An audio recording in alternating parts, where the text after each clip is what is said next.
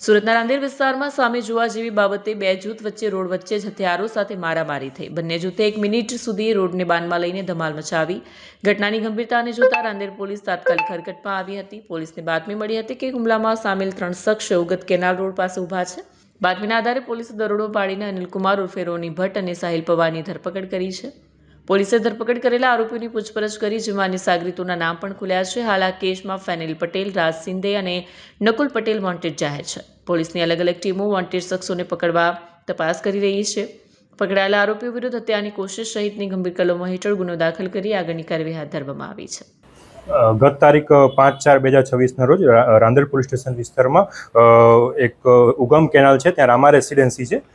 એ વિસ્તારમાં 3-4 જે છોકરાઓ છે, યુવાનો ત્યાં ઊભા હતા અને સામેથી એક યુવાન ત્યાં એક્ટિવા લઈને ત્યાંથી પસાર થતો હતો।